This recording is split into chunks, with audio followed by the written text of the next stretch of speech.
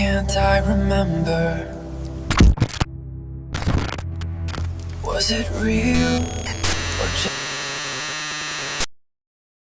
तुम कभी किसी रूम में गए हो और अंदर जाके कम्प्लीटली भूल गए हो कि तुम यहाँ आए क्यों थे, या कभी किसी मेमोरी को इतना क्लियरली फील किया हो कि तुम्हें लगा वो एग्जैक्टली वैसे ही हुई थी, पर रियलिटी में वो मेमोरी एक्चुअली डिफरेंट थी। और सबसे डेंजरस बात ये है कि तुम्हारा ब्रेन ये सब कॉन्शियसली नहीं करता। ऑनेस्टली वीडियो का लास्ट टॉपिक और लास्ट कॉन्सेप्ट शायद सबसे ज़्यादा अनकंफर्टेबल होने वाला है, क्योंकि उसके बाद तुम अपनी ही मेमोरीज पे ट्रस्ट करना शायद बंद कर दो। इसीलिए इस वीडियो को पूरा देखना।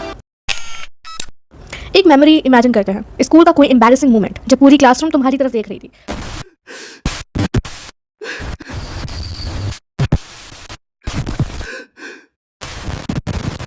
और तुम्हें लगा था कि तुम्हारी लाइफ बस अब खत्म हो चुकी है। तुम्हें शायद अभी भी वो क्लासरूम याद है, लोगों के फेसेस याद है, अपना एम्बैरेसमेंट याद है, सब रियल लगता है ना। पर प्रॉब्लम ये है, ह्यूमन मेमोरी कैमरा की तरह काम नहीं करती। तुम्हारा ब्रेन मेमोरीज को परफेक्टली रिकॉर्ड नहीं करता, वो उन्हें बार बार रिकंस्ट्रक्ट करता है। और इसी वजह से ह्यूमन मेमोरी दुनिया की सबसे ज़्यादा पावरफुल चीज़ भी है।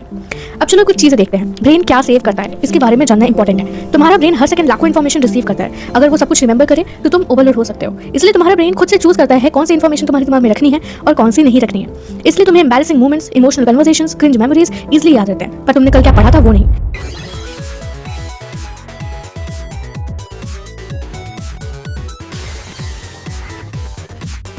तुम रील्स इंस्टेंटली याद रखते हो पर स्टडीज नहीं, क्योंकि रील्स फास्ट होती है, इमोशनल होती है और अटेंशन ग्रैब करती है। एक बात याद रखो, अटेंशन के बिना मेमोरी एक्सिस्ट ही नहीं करती। तो इसका सॉल्यूशन क्या है? सॉल्यूशन ये है, अगर कुछ याद रखना है ना तो सबसे पहली बात फोकस इंक्रीज करो, डिस्ट्रैक्शंस कम करो, इमोशन कनेक्ट करो। वैसे एक इंपॉर्टेंट बात, अगर तुम अभी भी ये वीडियो देख रहे हो तो ट्रस्ट मी, अभी चीज़ें और ज़्यादा डिस्टर्बिंग होने वाली है। अब चलो बात करते हैं मेमोरी स्टोर कैसे होती है। लोग सोचते हैं ब्रेन एक हार्ड ड्राइव है जहां मेमोरीज परफेक्टली सेव रहती है, पर रियलिटी में ब्रेन एक मेसी लाइब्रेरी जैसा है। कुछ मेमोरीज क्रिस्टल क्लियर होती है और कुछ इनकम्प्लीट होती है, और कुछ धीरे धीरे फेड होने लगती है। इसलिए कभी तुम फेसेस याद रखते हो पर नाम भूल जाते हो। मेमोरी स्टेबल होती है, वो टाइम के साथ वीक भी होती रहती है। अब देखो इसका सॉल्यूशन एक ही है, स्लीप मेमोरी को स्टेबलाइज करती है, रिवीजन मेमोरी को स्ट्रेंथन करता है। तो यानी कि स्लीप और रिवीजन करना बहुत इंपॉर्टेंट है तुम्हारी मेमोरी को इंप्रूव करने के लिए। अब चलो देखते हैं third concept, that is retrieval. Brain memories को वापस कैसे लाता है। कभी ऐसा हुआ है कि तुम्हें एग्जाम हॉल में आंसर याद नहीं आया और जैसे ही पेपर खत्म हुआ तुम्हें सडनली याद आया, अरे हाँ उसका आंसर तो ये था। इसके पीछे का रीज़न ये है कि इन्फॉर्मेशन ब्रेन में थी, बस स्ट्रेस की वजह से तुम उसे एसेस नहीं कर पा रहे थे। एंजाइटी मेमोरी को इरेज नहीं करती बट टेम्परेरी लॉक कर देती है। सिर्फ रीड मत करो, खुद को टेस्ट करो, एक्टिव रिकॉल यूज़ करो। मेमोरी रीडिंग से नहीं, रिट्राइवल से स्ट्रॉन्ग होती है। सॉल्यूशन यही है कि रिविजन करते रहना। वैसे एक बात ऑनेस्टली बताऊंगी, अगर तुम यहाँ तक देख रहे हो तो तुम्हारा अटेंशन स्पैम इंटरनेट पे हाफ लोगों से भी ज़्यादा बेटर है।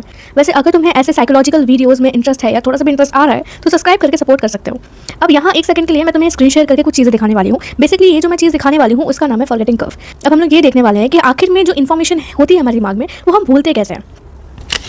तो यहाँ पे स्क्रीन पे तुम्हें कर्व दिख रहा है, दैट इज़ फॉरगेटिंग कर्व। ये कर्व तुम्हें ये बताने वाला है कि तुम इन्फॉर्मेशन कैसे भूलते हो। अब देखो यहाँ पे एक ग्राफ है, ठीक है। अब यहाँ पे ध्यान देना, ये पॉइंट पे तुम्हारी जो मेमोरी की रिटेंशन है वो पूरी 100% है। इट मीन्स यहाँ पे तुमने कोई ना कोई न्यू चीज़ें पढ़ी और पढ़ने के बाद तुम्हें अभी वो इन्फॉर्मेशन याद है क्योंकि अभी अभी तुमने पढ़ा हुआ है। लेकिन जैसे ही टाइम बीतता जा रहा है वैसे तुमने देखा कि यहाँ पे ग्राफ नीचे आता रहा है, यानी कि 20 मिनट पे तुम्हारी जो मेमोरी की रिटेंशन है वो 58% हो गई है। एंड और हम आगे देखेंगे तो 1 घंटे बाद कुल 45% और एक दिन में सिर्फ 26%। और यहाँ पे आते आते 1 वीक में तुम्हारी जो मेमोरी की रिटेंशन है वो 21% हो गई है, यानी कि सिर्फ तुम्हें 21% ही चीज़ें याद है जो तुमने यहाँ से स्टार्ट की थी पढ़ना। यहाँ पे बेसिकली समझाने का ये मतलब है कि ये हो क्यों रहा है। मान लो बेसिकली ये समझाना है कि जो तुम्हारा ब्रेन है, ब्रेन तुम्हारी कोई भी इन्फॉर्मेशन परमानेंटली सेव नहीं करता है, और कोई भी इन्फॉर्मेशन जब तक रिपीट नहीं होगी तब तक तुम्हारा ये फॉरगेटिंग वाला ग्राफ नीचे आता रहेगा। अब देखते हैं इसका सॉल्यूशन क्या है। कुछ सॉल्यूशन देखते हैं। जो स्मार्ट स्टडी होती है वो ज़्यादा आवर्स की नहीं होती है, वो बल्कि होती है ब्रेन को ट्रिक करने की। एग्जैक्टली ब्रेन को तुम्हें ट्रिक कैसे करना है, तुम्हारा ब्रेन कैसे बना हुआ है ये तुम खुद जानने की कोशिश करो। सबका दिमाग अलग अलग होता है, आई मीन अलग अलग काम करता है, कैसे उसे कैसा कंफर्ट चाहिए वो अलग अलग पर्सन पे डिपेंड करता है। तुम्हें ये देखना है कि तुम्हारा दिमाग आखिर काम कैसे करेगा, तुम अपने दिमाग को कैसे ट्रिक कर सकते हो। इसके लिए तुम्हें कुछ करना नहीं है, सिर्फ तुम्हें रिवाइज करना है, रिविजन करना है। बार बार जो इन्फॉर्मेशन तुमने पढ़ी है उसे रिपीट करना है और स्पेस्ड रिपीटेशन यूज़ करना है। मतलब कि जो तुमने यहाँ पे इन्फॉर्मेशन पढ़ी है उसको कुछ दिन बाद, मतलब मान लो यहाँ पे जब तुम भूलना थोड़ा शुरू कर रहे हो, यहाँ पे तुम उसको रिवीजन करो, उसको बार बार रिपीट करो, या एक बार ऊपर से ऐसे पढ़ लो, ऐसे देख लो, ताकि तुम्हारा ग्राफ इतना नीचे ना जाए और वापस से थोड़ा सा ऊपर आ जाए। एंड यही होता है रिवीजन का बेस्ट ट्रिक। एक चीज़ याद रखो, मेमोरी जो है वो जिम जैसी होती है। एक बार एक्सरसाइज करके बॉडी नहीं बनती, वैसे ही एक बार पढ़ के मेमोरी स्ट्रॉन्ग नहीं होती। Repetition converts short memory into long term memory. यानी कि तुम अगर जितनी बार रिपीटेशन वाला प्रोसेस रिपीट करोगे, तुम कोई भी इन्फॉर्मेशन को बार बार रिपीट करोगे, तो एक ही चीज़ होगी, वो तुम्हारे पहले शॉर्ट टर्म मेमोरी में थी और रिपीटेशन के बाद वो मेमोरी अब तुम्हारे लॉन्ग टर्म मेमोरी में आ गई है। यानी कि अब वो तुम्हें याद रहेगी लॉन्ग टर्म के लिए। और ऑनेस्टली अब जो नेक्स्ट कॉन्सेप्ट आने वाला है ना, वो और ही ज़्यादा डिस्टर्बिंग है। तुम्हारा ब्रेन सीक्रेटली इन्फ्लुएंस होता है। अब ये पार्ट डेंजरस लग सकता है क्योंकि तुम्हारा ब्रेन बिना तुम्हें बताए इन्फ्लुएंस करता रहता है। एग्जाम्पल के लिए, फॉर एग्जाम्पल मान लो अगर मैं तुम्हें येलो कलर दिखाती हूँ बार बार और मैं तुमसे बोलूँ कि कोई फ्रूट इमेजिन करो, तुम्हारे दिमाग में कौन सा फ्रूट आता है? हाई चांसेस है कि तुम बनाना या फिर मैंगो बोलो, मे बी। इस प्रोसेस को साइकोलॉजी में कहते हैं, मतलब कि कभी कभी तुम्हारे थॉट्स भी कंप्लीटली तुम्हारे नहीं होते हैं। अब देखो, बिलीव मी, अब जो कॉन्सेप्ट आने वाला है ना, उसके बाद तुम किसी मेमोरी को सेम वे से देख ही नहीं पाओगे। False memories. तुम्हारी मेमोरी झूठ बोल सकती है। Exactly, human memory perfect recording नहीं है। हर बार जब तुम कोई मेमोरी याद करते हो, ब्रेन उसमें से थोड़े चेंजेस कर देता है। इसीलिए सेम इंसिडेंट दो लोगों को अलग याद होता है। जैसे मान लो कभी फ्रेंड के साथ आर्ग्यू किया तुमने, जैसे कि मान लो सामने वाला बोल रहा है नहीं ब्रो एग्जैक्टली ऐसा हुआ था, पर तुम दोनों अपनी मेमोरीज पे फुल्ली श्योर हो, क्योंकि मेमोरी रिप्ले नहीं होती, रिकंस्ट्रक्ट होती है। तुम्हारा ब्रेन मेमोरीज को प्रिजर्व नहीं करता, एडिट करता है। शायद इसीलिए हम पास्ट को वैसे याद नहीं रखते जैसे वो एक्चुअली थे, बल्कि वैसे याद रखते हैं जैसे हमारा ब्रेन उसे देखना चाहता है। अब आते हैं हमारे लास्ट कॉन्सेप्ट पे, that is how to improve memory. तो क्वेश्चन ये है कि मेमोरी बेटर कैसे करें। अब डायरेक्ट इसका आंसर देखते हैं। पहला है डीप प्रोसेसिंग। सिर्फ रट्टा मारना बंद करो, मीनिंग भी समझो। कोई भी चीज़ पढ़ रहे हो, कोई भी टॉपिक पढ़ रहे हो, उसको पढ़ो मत ऊपर से, उसकी मीनिंग भी देखो, उसके पीछे रीजन भी देखो, तो वो तुम्हें ज़्यादा दिन तक याद रहेगी। दूसरा है अटेंशन। मल्टीटास्किंग मेमोरी डिस्ट्रॉय करती है। और तीसरा है डिस्ट्रीब्यूटेड प्रैक्टिस। एक दिन में 5 घंटे पढ़ने से बेटर है 5 दिन तक 1-1 घंटा पढ़ाई करना। फोर्थ है विजुअल इमेजिंग।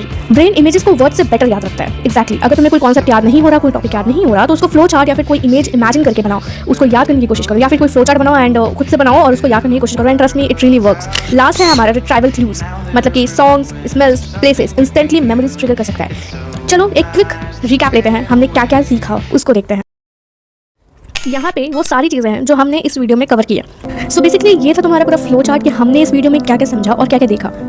अगर तुम एंड तक यहाँ हो तो थैंक यू सो मच, क्योंकि इंटरनेट पे अटेंशन होल्ड करना ईजी नहीं होता और तुमने वीडियो पूरा देखा। बाय द वे, मेरा एक स्मॉल गोल है इस मंथ 300 सब्सक्राइबर्स रीच करना। तो अगर तुम्हें ऐसे साइकोलॉजी बेस्ड वीडियोस पसंद आए या फिर थोड़ा सा भी इंटरेस्ट आ रहा है तो सब्सक्राइब करके सपोर्ट कर देना और कमेंट में बताओ कौन सी मेमोरी तुम कभी भूल नहीं पाओगे।